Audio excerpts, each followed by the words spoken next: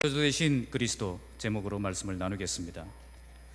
우리 교단 선교사님 중에 앙골라에 파송된 정명섭 선교사님이 계십니다. 이분은 본래 대우 주재원으로 아프리카에서 지내시다가 선교사로 헌신하여 파송되신 분이십니다. 이분은 앙골라에서 14년 동안 사역하시면서 큰 교회를 세우시고 학교를 세우셔서 수천 명의 아이들을, 수천 명 하니까 감이 안 오죠. 수천 명의 아이들을 이제 교육하는 그런 사역을 하게 되어집니다. 미국으로부터 해마다 1억 원을 지원받고요, 또 프랑스로부터 매년 1억 원을 지원받아서 그렇게 나라의 지원을 받으면서 하고 있습니다. 한국에선 지원 없습니다. 지금은 이제 앙골라에서 훈련시킨 제자들을 데리고 모잠비크라는 곳으로 들어가서 거기서 개척을 시작하셨습니다. 그리고 앙골라 지역에서 세운 그 교회는 그분이 양육한 제자들에게 맡기고 자기는 이제 모잠비크로 들어가서 거기서 개척을 시작하셨습니다. 우리 교회가 하는 이 가정교회 그 훈련을 받고 가정교회 사역을 이렇게 시작하고 계십니다. 그런데 이분이 처음 선교사를 결심하고 훈련을 받으실 때에는 이처럼 강심장이 아니었습니다. 선교 훈련 도중에 기도원에서 기도를 하고 있는데, 훈련을 받고 있는데 갑자기 그 기도원에 귀신 들린 사람이 발작 증세를 일으킨 겁니다. 원장님이 선교 훈련생들에게 도움을 요청했죠. 모두가 와서 이 귀신 들린 사람을 위해서 안수하고 기도해 달라고 요청했습니다.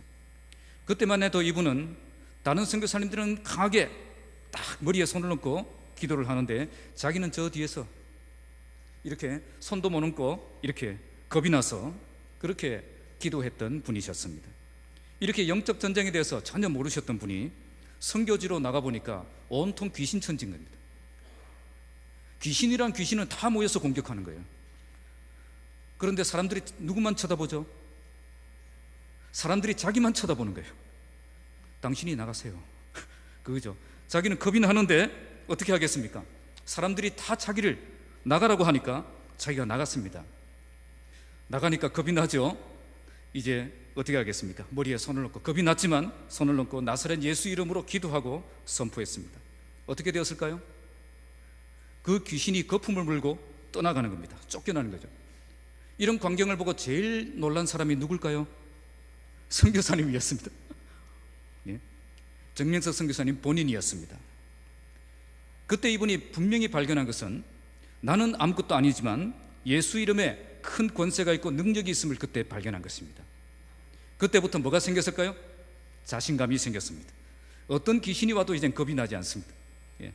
기도로 무장하고 성령으로 무장하고 예수 이름 능력 의지하며 나아가니까 귀신들이 결박당하고 쫓겨나는 것을 계속해서 경험하게 되었습니다. 지금 우리는 골로새서 말씀을 묵상하고 있습니다. 당시 골로새라는 도시는 두 번의 큰 지진으로 인해서 경제가 완전히 무너져 대도시였던 골로새가 완전히 삼류 도시로 전락하게 되어집니다. 그래야 사람들은 소망을 잃어버렸고 무속신앙이 판을 치게 되었고 사이비 이단 종교들이 마구마구 생겨나고 있는 그런 상황이었습니다. 이런 상황 속에서 이단들이 교회를 향해서도 도전하기 시작했습니다. 그들의 도전은 예수님을 절대 믿지 말라, 이런 도전이 아니었습니다. 자, 그들의 도전은 예수님만 절대 믿어서는 안 된다 하는 도전이었습니다. 그러니까 예수님만 믿어서는 아무것도 되지 않는다는 거죠. 예수님도 믿고 다른 것도 믿어야 된다는 거예요. 자, 이게 그 당시에 골로새 교회를 향한 이단들의 도전이었습니다. 세상의 그 어떤 이단도 예수님을 완전히 부정하고 완전히 떠나라고 말하는 이단은 없습니다. 지금 우리나라에 있는 이단도 똑같아요. 대부분 이단들도 예수를 이야기하고 성령을 이야기하고 성경을 이야기합니다. 신천지에 가보면 그들도 예수 이야기를 합니다. 하나님의 교회 가보세요. 거기도 가면 성경 가지고 이야기합니다. 그런데 뭐가 다르죠? 그들은 예수님 한 분만으로 충분하지 않다라고 이야기합니다. 그러니까 예수님 한 분만 유일한 구원의 길이 아니라고 이야기하는 거죠. 예수님이 뛰어나신 것은 확실하지만 그렇다고 해서 그분만 완전한 구원의 길로 믿어서는 안 된다. 그것이 이단들의 주장입니다. 바로 이처럼 예수님의 완전성을 부정하고 예수님의 유일성을 부정하는 그 사람이 바로 이단입니다. 반대로 오직 예수님만 구원의 참된 길이 되심을 분명히 선포하는 교회가 참된 교회입니다. 골로새 교회는 이런 이단들이 침투해서 예수의 유일성을 거부하고 예수님 외에 다른 것을 붙잡도록 도전하고 있었던 것입니다. 바로 이런 이단 사상의 위협을 받고 있는 골로새 교회를 향해서 가장 필요한 말씀이 무엇일까 사도 바울은 고민했습니다. 바로 그것은 예수 그리스도에 대해서 정확하게 아는 것입니다. 예수님이 어떤 분이신가를 정확하게 알아서 정확하게 믿고 정확하게 신앙생활 해야 된다는 겁니다. 그래서 그는 오늘 본문에서 예수 그리스도에 대해서 말씀하고 있는 것입니다.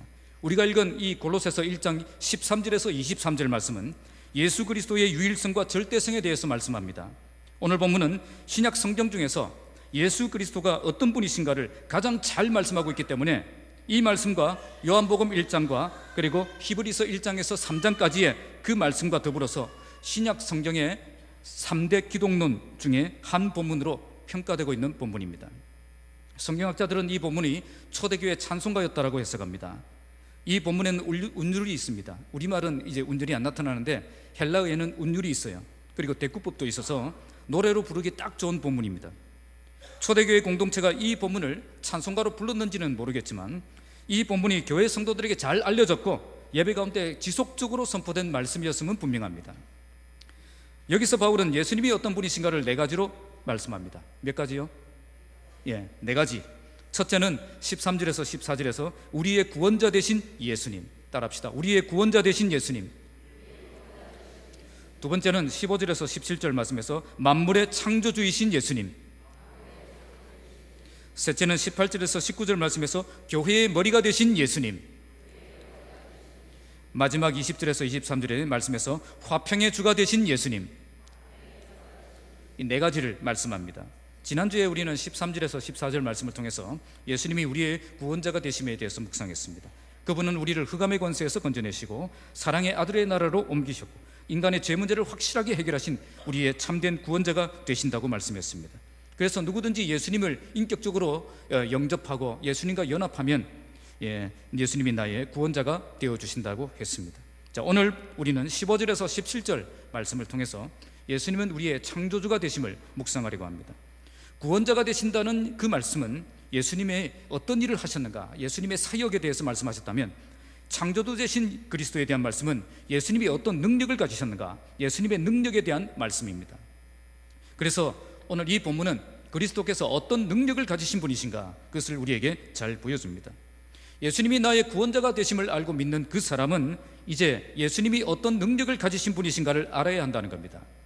예수님을 믿는다는 것은 예수님이 나의 구원자가 되심을 믿을 뿐 아니라 나의 능력이 되심을 함께 믿는 것입니다. 예수님만 나의 구원자가 되시며 예수님만 나의 능력이 되심을 믿는 사람이 되는 것입니다. 예수님이 어떤 일을 하셨는가를 아는 그 사람은 참된 구원을 받을 수 있고, 예수님이 어떤 능력을 가지신 분이신가를 아는 사람이 참된 능력을 가진 삶을 살 수 있습니다. 오늘 이 말씀을 통해서 예수님이 나의 구원자가 되시며 참된 능력이 되시는 그 예수님이 있음을 발견하고 그 예수님 만나는 시간이 되시기를 주님의 이름으로 축복합니다. 자, 먼저 예수님은 보이지 아니하는 하나님의 형상입니다. 자, 15절 읽겠습니다. 시작. 그는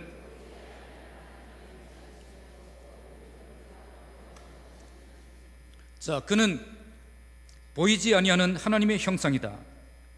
여기 형상이라는 이 말은 동전이나 이 초상화, 조각상 등에 새겨진 그런 비슷한 모습을 나타낼 때 사용했습니다. 헬라어는 원본과 동일하다, 그런 뜻을 가지고 있습니다.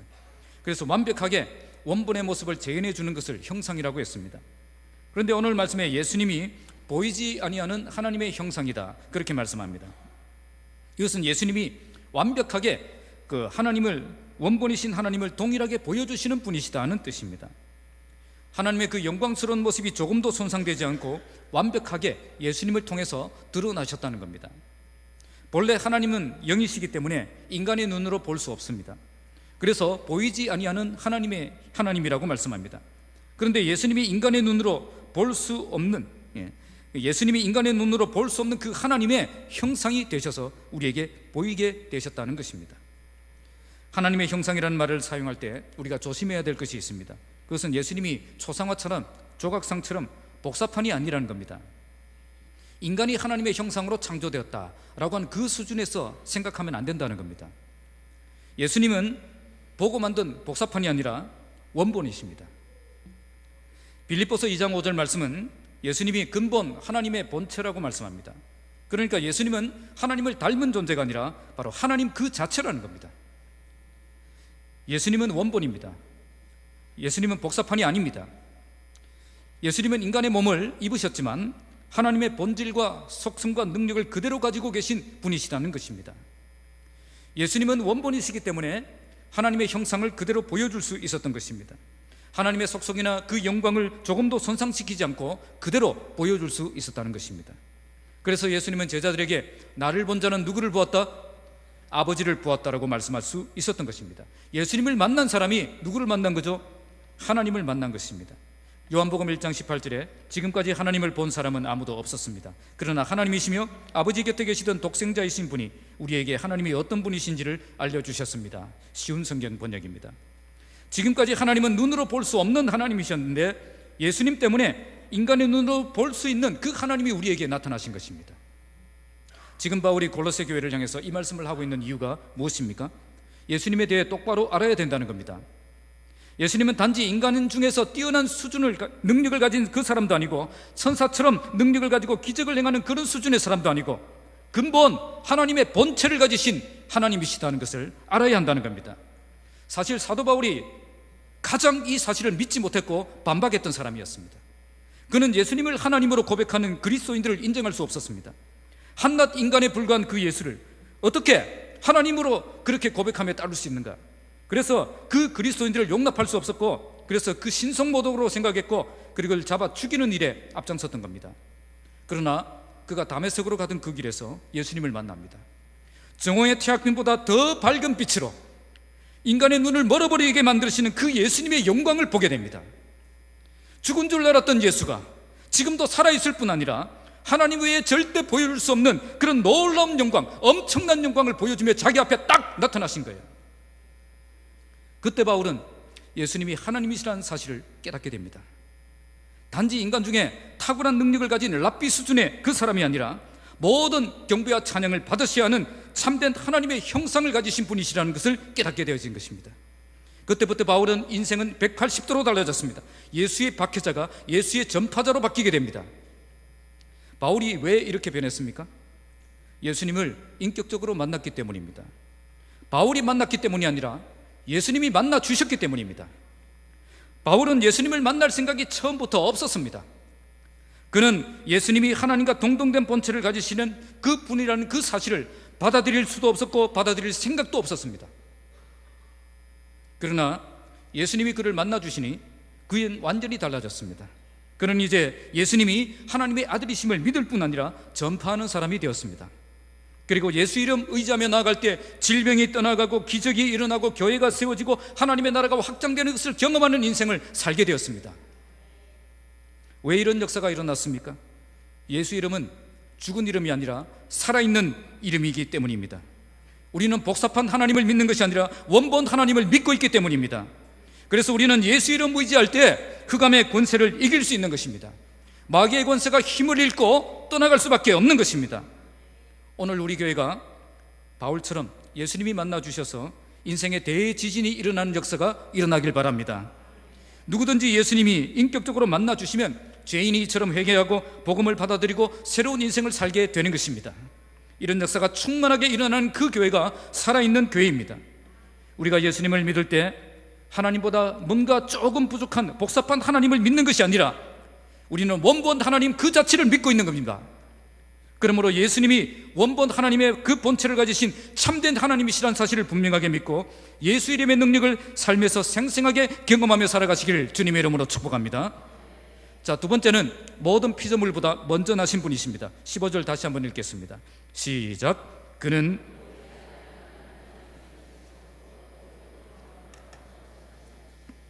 여기에 먼저 나신 자, 이 말씀 때문에 3세기 초에 이단이 생겼습니다. 아리우스라는 사람이 예수님도 피조물이었다 그렇게 주장을 했습니다. 그러나 이 표현은 시간상으로 모든 피조물보다 먼저 창조되신 분이다 그런 뜻이 아닙니다. 이것은 예수님이 모든 만물보다 먼저 계셨고 또한 확실히 구분되는 분이시다는 사실을 나타내는 표현이었습니다. 헬라어 원문은 모든 피조물보다 이 표현에서 탈격의 의미를 가진 소유격을 사용합니다. 이 말이 무슨 뜻이냐면 모든 피조물 중에 먼저 나신 자가 된다는 뜻이 아니라는 거예요. 모든 피조물보다 먼저 나셨다는 거예요. 그러니까 모든 피조물보다 먼저 나셨기 때문에 이 문법적으로 보면 모든 피조물 안에 들어갑니까? 안 들어갑니까? 안 들어간다는 거예요. 게다가 다음 16절에서 17절 말씀을 보시면 예수님을 만물의 창조자라고 말씀합니다. 이어지는 본문이 다른 말씀을 하고 있을 리가 없죠. 그래서 이 말씀은 예수님이 하나님의 처음 피조물이었다는 뜻으로 하신 말씀이 아니라는 겁니다. 모든 피조물과 구별되는 창조주 하나님이 되심을 말씀하고 있는 본문인 것입니다. 여기서 바울이 강조하고자 했던 말씀은 예수님은 하나님의 완벽한 모습을 가지고 있을 뿐 아니라 만물 가운데 최고의 위치를 차지하고 있는 분임을 보여주고 있는 것입니다. 어떤 위치죠? 예수님은 이 세상에 그 어떤 것도 창조된 적이 없는, 창조되기 전부터 존재하신 분이라는 그 사실을 말씀하고 있는 것입니다. 여기서 예수님의 수준을 확신하게 보여주십니다. 예수님은 절대 피조물이 아니라는 겁니다. 모든 피조물이 만들어지기 전에 모든 피조물보다 먼저 계셨던 분입니다. 그래서 성경은 예수님을 향해서 알파와 오메가가 되시고 처음과 나중이 되시고 시작과 끝이 되신다고 말씀하고 있는 것입니다. 이것은 예수님이 피조물처럼 인간의 몸을 입고 계시지만 예수님은 절대 피조물의 수준에서 생각하면 안 된다는 것을 보여주는 것입니다. 예수님은 모든 피조물이 만들어지기 전에 존재하셨던 분입니다. 그리고 모든 피조물들을 세상에 존재하게 만드신 그 하나님이심을 보여주고 있는 것입니다. 그런데 왜 나셨다라는 표현을 쓰고 있을까요? 여기에 대해서 대결의문답 신문에서는 이렇게 고백합니다. 성부의 고유성은 성자를 낳으시며 성자의 고유성은 성부에게서 나오심이며 성령의 고유성은 영원전부터 성부와 성자에게서 나오십니다. 여기서 나오셨다, 이 말은 우리 말로 정확하게 표현하면 출생하셨다는 뜻입니다. 니케아 신경은 이렇게 말합니다. 예수 그리스도께서는 출생하셨지 만들어지지 않으셨습니다. 아다나시우스 신경은 더 분명하게 이렇게 말합니다. 아들은 아버지에게서만 나오시고 만들어지지 않았고 창조되지 않았으나 출생하셨습니다. 그러니까 예수님은 다른 피조물들처럼 만들어진 것이 아니라 어떻게 한 거죠? 출생하셨다는 거죠. 아버지로부터 태어나셨다는 겁니다. 웨스트민스터 신앙고백서는 이렇게 말합니다. 신격의 한 일체로 한 실체와 능력과 영혼의 삼위가 계시니 곧 성부 하나님, 성자 하나님, 성령 하나님이시다. 성부께서는 태어나지도 않으시고 나오지도 않으시며 성자께서는 성부로부터 영원토록 태어나시고 성령께서는 성부와 성자로부터 영원토록 나오신다. 자, 성자께서는 성부로부터 영원토록 어떻게 하시고? 태어나시고. 그러니까 예수님은 아버지로부터 독생자로 태어나신 분이심을 성경은 가르치고 있다는 겁니다. 자, 태어나신 것과 만드신 것, 어떤 차이가 있을까요? 자, 인간이 그림 실력이 아주 뛰어나서 예쁜 아기를 잘 그렸어요. 그리고 조각 실력이 뛰어나서 아기의 모습을 조각으로 잘 만들었습니다. 그런데 아무리 잘 만든 작품이라고 해도 진짜 태어난 아기하고 이 그림하고 동상하고 비교가 되겠습니까? 비교가 되겠습니까? 안 되겠습니까? 아무리 예쁜 작품이라고 해도 실제 인간의 몸에서 태어난 아기와는 이 작품이 비교할 수가 없는 거예요. 마찬가지로 예수님은 피조물들처럼 인간의 몸을 입고 계시지만 절대 피조물의 수준에서 생각할 수 없다는 겁니다. 하나님의 속성과 본질과 능력을 그대로 가지고 계신 하나님으로 태어나신 분이시다 하는 것을 말씀하고 있는 것입니다. 그래서 성경은 하나님의 독생자라고 표현하고 있습니다. 요한복음 3장 16절에 하나님이 세상을 이처럼 사랑하사 독생자를 주셨으니 이는 그를 믿는 자마다 멸망하지 않고 영생을 얻게 하려 하심이라.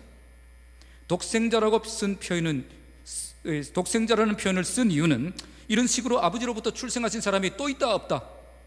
없다는 거예요. 예수님 한 분밖에 없다는 겁니다. 예수님은 절대 다른 피조물들처럼 만들어진 분이 아닙니다. 그분은 아버지로부터 출생하신 독생하신 예수님이십니다. 모든 피조물이 만들어지기 전에 예수님은 아버지로부터 출생하신 독생자로 태어나신 분이십니다.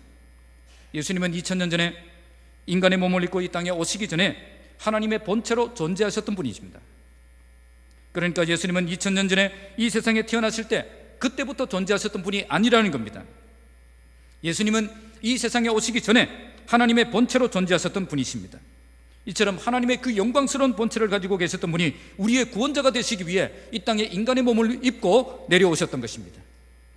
그러면 왜 예수님이 인간의 몸을 입으시고 이 땅에 내려오셔야만 했습니까? 그것은 우리의 참된 구원자가 되시기 위함입니다. 예수님이 우리의 참된 구원자가 되시려면 완전한 인간이셔야 했고 완전한 하나님이셔야 했습니다. 완전한 하나님이 아니시란 말은 죄인이라는 이야기가 되고, 죄인은 인간의 구원자가 될 수가 없습니다. 또한 예수님이 인간이 아니시라면 피를 흘려 죽을 수가 없기 때문에, 죽을 수가 없다면 우리의 죄를 대속해서 우리의 구원자가 될 수가 없기 때문입니다. 그래서 예수님은 우리의 죄를 짊어지고 대신 죽으셔서 우리를 속지 않은 속죄 제물이 되시기 위해 인간의 몸을 입으시고 이 땅에 내려오셨던 것입니다. 당시 골로새 교회를 도전했던 이단들은 예수님을 인간의 수준으로 끌어내리려고 했습니다. 예수님이 뛰어난 능력을 가진 인간임에는 분명하지만 완전한 하나님은 아니다라고 속였습니다. 그래서 그들은 예수님보다 더 뛰어난 능력을 가진 천사들 숭배해야 된다, 그렇게 주장했습니다. 여기에 대해서 바울은 무엇이라고 주장하고 있습니까? 예수님은 모든 피조물보다 먼저 나신 분이시다라고 선포하고 있습니다. 예수님은 만들어진 작품이 아니라 태어나신 분이시고 모든 피조물이 만들어지기 전에 존재하셨던 분이시다는 것을 선포하고 있는 것입니다. 예수님이 완전한 하나님이시다는 사실을 선포하고 있는 것입니다. 오늘도 우리도 예수님을 인간의 수준에서 생각하시면 안 됩니다. 우리는 완전한 하나님이시며 완전한 인간이신 예수님을 굳게 믿어야 됩니다. 예수님은 완전한 인간이셨기 때문에 우리를 대신해서 죽으실 수 있었고, 완전한 하나님이셨기 때문에 우리의 죄를 대신 넘겨받으실 수 있었습니다. 예수님이 완전한 인간이심을 증명했던 그 사건이 바로 십자가에서 죽으신 사건입니다. 하나님은 절대 죽을 수가 없고 인간만 죽을 수 있기 때문입니다. 그리고 예수님이 완전한 하나님이심을 증명한 사건이 바로 부활 사건입니다. 다시 살아나신 것은 그분이 죽음의 권세에서 묶여있을 수 없는 완전한 하나님이시라는 사실을 증명한 사건이었습니다. 이처럼 나를 위해 죽으시고 다시 살아나신 그 예수님만 우리의 유일한 구원자가 되는 것입니다. 이제 우리는 예수님을 단순한 인간의 수준으로 생각하면 안 됩니다. 예수님은 모든 피조물보다 먼저 나신 분이십니다. 예수님은 만들어지신 분이 아니라 태어나신 분이시고 모든 피조물이 존재하기 전부터 존재하셨던 분입니다. 지금도 많은 이단들이 예수님이 하나님 되심을 부정하며 우리의 신앙을 뒤흔들려고 도전하고 있습니다. 그러나 우리는 완전한 인간이시며 완전한 하나님이 되신 예수님이 나를 위해 죽으시고 다시 부활하셔서 온전한 구원의 길을 만들어 주셨고 나의 구원자가 되심을 확실하게 믿고 살아가는 믿음의 사람들이 다 되시기를 주님의 이름으로 축복합니다. 자, 세 번째는 만물이 그에게서 창조되었음을 말씀합니다. 16절 함께 읽겠습니다. 시작. 만물이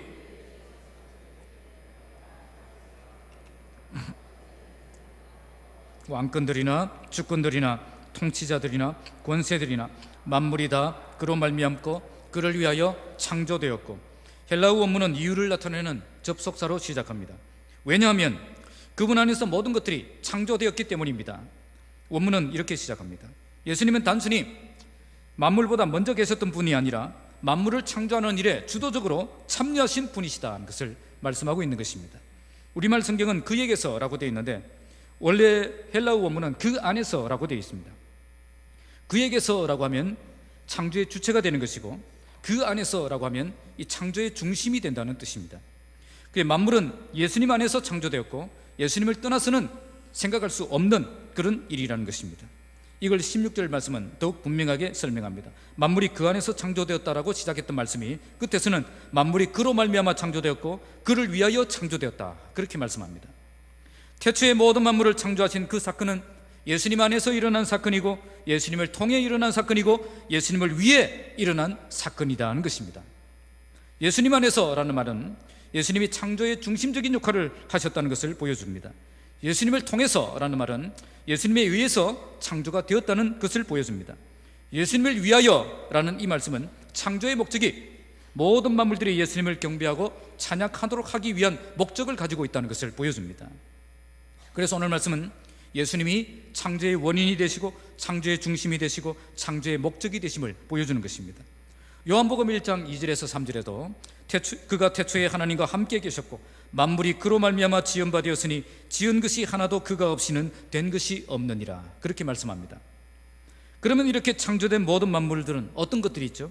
오늘 본문에 보시니까 하늘과 땅에서 보이는 것들과 보이지 않는 것들과 어떤 것들이 있다고요? 보이는 것들과 보이지 않는 것들과 또 뭐가 있죠? 왕권들이나 주권들이나 통치자들이나 권세들이나 모든 만물이라고 했습니다. 당시 하늘은 하나님이 거하시는 장소로, 땅은 피조물이 거하는 장소로 이렇게 이해가 되었습니다. 여기서 보이는 것들이 있고 보이지 않는 것들이 있습니다. 먼저 보이는 것들은 이 우주 안에서 존재한 물질 세계에서 존재하는 모든 피조물들을 가리키는 것입니다. 땅에 있는 생명체, 무생물뿐 아니라 모든 우주에 있는 모든 별들, 행성들까지 다 표현하는 것입니다. 보이지 않는 것들이라는 말은 물질 세계에 존재하지 않는 것들을 말합니다. 오늘 본문의 왕권들, 주권들, 통치자들, 권세들, 이 말은 다 천사들을 표현하는 겁니다. 그 당시에 사람들이, 특히 이단들이 천사들을 계급으로 나누어서 표현했는데, 그 계급으로 나눠서 표현할 때 그들이 썼던 그 표현을 그대로 표현하고 있는 거죠. 왕권들, 주권들, 통치자들, 권세들. 당시 유대인들은 천사들을 서열을 나누어서 등급을 나누기도 했습니다. 또한 신약 성경 다른 본문에서 이와 비슷하게 천사의 세계에 대해서 말씀하고 있는 본문도 나옵니다. 그래서 성경들 학자들은 천사들의 역할과 위치와 그런 사역에 대한 해석들을 이렇게 막 주석에 막 내놨는데, 그걸 제가 여러분들에게 설교할 이유는 없죠. 이걸 다 살펴보는 것은 아무 의미가 없다고 생각합니다. 중요한 것은 당시 골로새 교회를 위협했던 이단 세력들 중에는 이처럼 천사들의 체계를 뚜렷이 구별하고 그리고 숭배했다는 겁니다. 그래서 지금 바울이 사용하는 이 용어는 당시 이단들이 생각하고 있던 그 천사들의 계급 중에서 가장 높은 계급, 천사들을 가리키는 용어였을 것이다, 그렇게 해석을 합니다. 당시 이단들은 하나님과 인간 사이의 중재자는 천사들이었고, 그리고 예수님은 참된 중재자가 될 수 없다라고 주장했던 그런 이단들이 있었습니다. 그들은 인간의 육체를 가진 예수님보다 천상의 세계에 있는 그 천사들이 훨씬 더 강력하고 위대하고 능력이 있다라고 생각을 했고, 천사를 숭배해야 된다라고 주장했던 것입니다. 지금 바울이 이 말씀을 기록하고 있는 이유는 바로 바울이 지금 여기서 하고 싶은 말씀은 바로 그들이 뛰어난 존재라고 생각하고 있던 그 모든 초월적인 천사들의 그 세력도 누가 창조했다고요? 그리스도 안에서 창조되었고, 그리스도를 통해서 창조되었고, 그리스도를 위해 창조된 피조물에 불과하다는 겁니다. 당시 골로새 교회를 위협했던 이단들은 이처럼 초월적인 능력을 가진 천사들을 예수님보다 뛰어난 존재로 생각했고, 거기에 굴복하며 살았습니다. 그러면 지금 한국의 현실은 어떤 것 같습니까? 오늘 한국의 현실은 점쟁이의 예언들, 무당의 굿, 돼지머리 올려놓고 그 앞에 절하고요, 거기에 굴복하고 있다는 겁니다. 얼마 전에 어떤 성도님으로부터 전화가 왔습니다. 새로운 사업체를 인수하려고 하는데 그쪽에서 갑자기 사주를 요구하더라는 거예요. 내가 이 회사에 팔아도 되는가? 사주를 보겠다는 거죠. 함께 사업을 인수하려고 했던 분들이 다 교회 다니는 성도, 대부분의 교회 다니는 성도라고 합니다. 그런데 그냥 사주 떼주지 뭐, 그렇게 별로 대수롭지 않게 생각을 하더라는 겁니다. 그런데 본인은 아무리 생각해도 그게 안 맞는 것 같아요.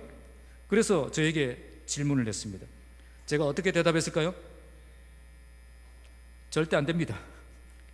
하나님을 믿는 사람은 신실하신 하나님의 그 약속을 믿고 믿음으로 살아가는 사람이지, 사주팔자를 통해서 결과를 예상하고 성공하니까 가고 성공하지 않을 것이니까 안 가고, 이런 수준의 삶을 사는 게 아니라는 거예요.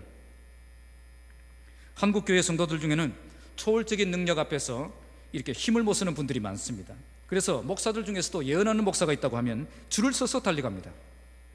기도원 원장 중에서 예언하는 원장이 있다고 하면 그런 기도원에는 사람들이 몰려서 앉을 자리가 없습니다. 그리에 머리를 숙이고 안수를 받고 예언 받으려고 하는 이유가 뭐죠? 꼭 성공하겠다는 거죠. 이 땅에서 꼭 성공하겠다는 거죠. 실패한다 그러면 안 가겠다는 거 아닙니까? 사업을 하러 가면 기도원에 가서 예언을 듣고 거기에 전 재산, 예언 들었으니까 이제 맞다 싶어가지고 전 재산 올인했다가 쫄딱 망하고, 그러면 누구를 원망하죠? 하나님을 원망하고 자기가 잘못한 건 하나도 생각 안 하고, 이런 사람들이 생기는 겁니다. 전에 한번 말씀드렸죠. 예언은 정확하다 정확하지 않다? 정확하지 않다고 했습니다. 뭐가 정확하다 했죠? 하나님의 말씀이 정확하다고 했습니다. 당시 골로새 성도들도 이런 유혹을 받지 않았겠습니까? 지금 골로새 도시가 폐허가 되었습니다. 경제가 무너졌습니다. 소망이 없습니다. 어떻게 먹고 살아야 될지 막막한 그런 상황이에요. 그런데 이런 상황 속에서 초월적인 힘 좀 의지해가지고 어떻게 한번 먹고 사는 세상 만들어 보고 싶다, 그런 유혹을 받지 않았겠습니까? 예수님은 나의 구주로 믿습니다, 안 믿겠다는 거 아니에요. 살아가는 방식은 이 초월적인 힘 좀 의지하면서 좀 성공적으로 그렇게 살면 안 됩니까? 안 된다는 거예요. 우리가 알아야 될 것은 그런 초월적인 능력도 예수님이 만드신 피조물에 불과하다는 겁니다. 예수님이 원조 능력이 되십니다. 그들은 모두 짝퉁 능력자들입니다. 예수님만 우리의 참된 능력이 되시며 힘이 되시며 방패가 되시며 피난처가 되시는 분이심을 믿으시기 바랍니다. 우리에겐 예수님만 있으면 되는 겁니다. 예수님도 필요하고 초월적인 힘도 필요한 것이 아닙니다.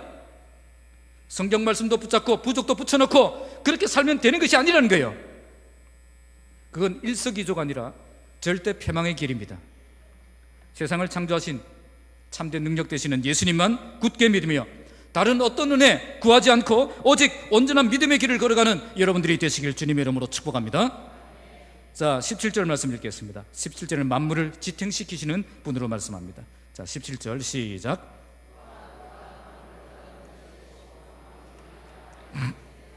자, 여기에 그가 만물보다 먼저 계신다라고 했죠. 만물보다 먼저 계신다는 것, 시간적으로 모든 피조물보다 앞선다는 뜻입니다. 15절에 모든 피조물보다 먼저 나신 이라는 말과 같은 뜻입니다. 이건 예수님은 참으로 알파와 오메가가 되시고 처음과 나중이 되시고 시작과 끝이 되신다는 것입니다. 그러면서 만물이 그 안에 함께 섰느니라 그렇게 말씀하죠. 이 말씀은 이제 원문의 뜻은 이제 함께 예수님이 그것을 지탱시켜 주시는 분이다는 뜻을 가지고 있습니다.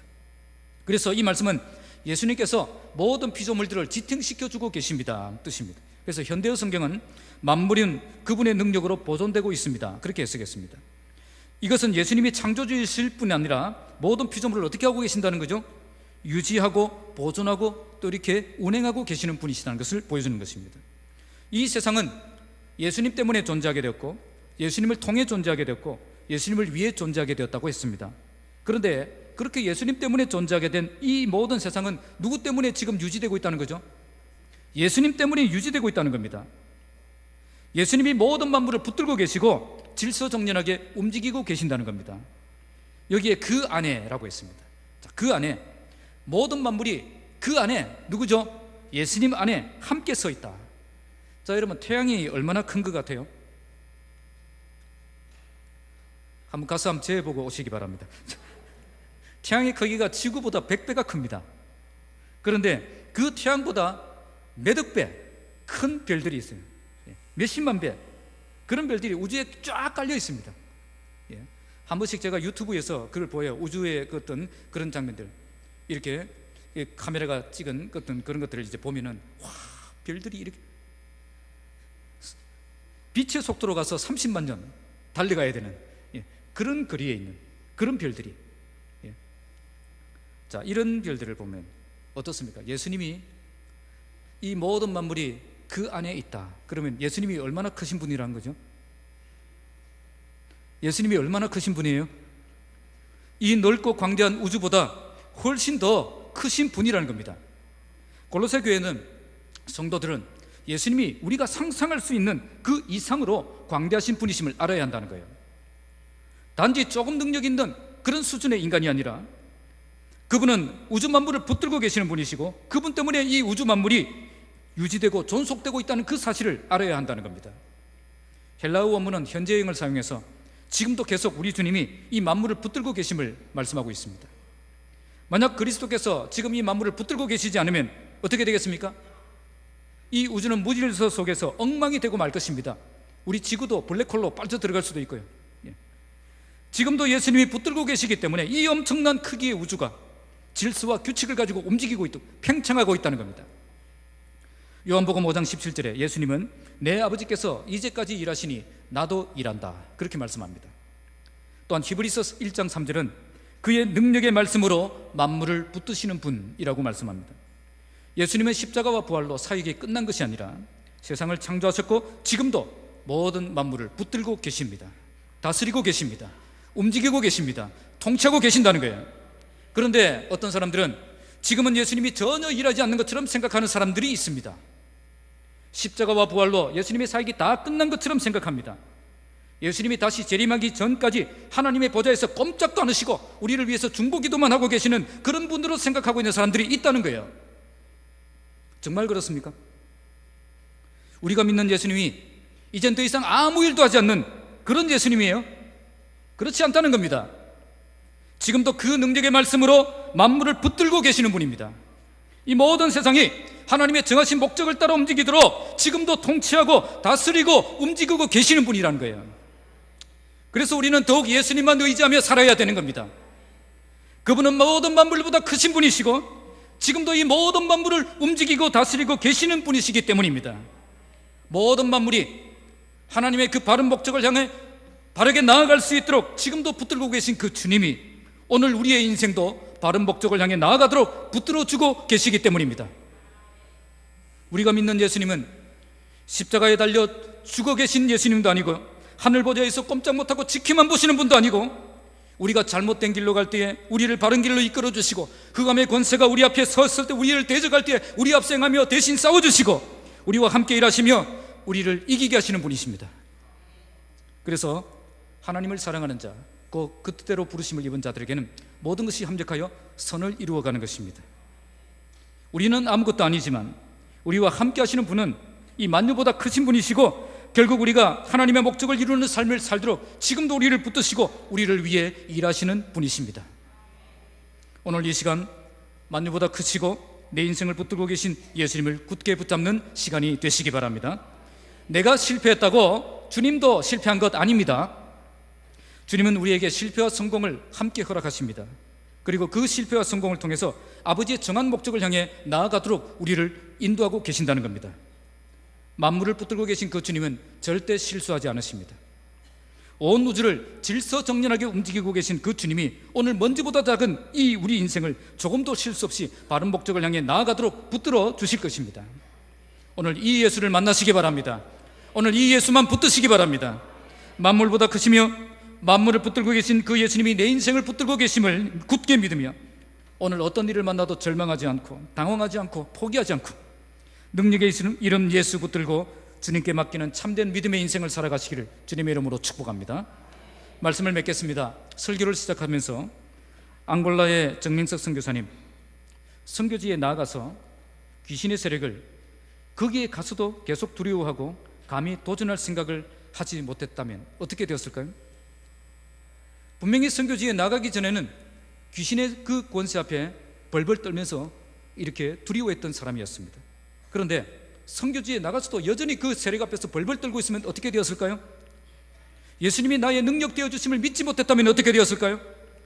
아마도 계속 귀신의 권세를 두려워하며 그런 문제만 만나면 도망가서 피하는 그런 수준의 사역을 할 수밖에 없었을 것입니다.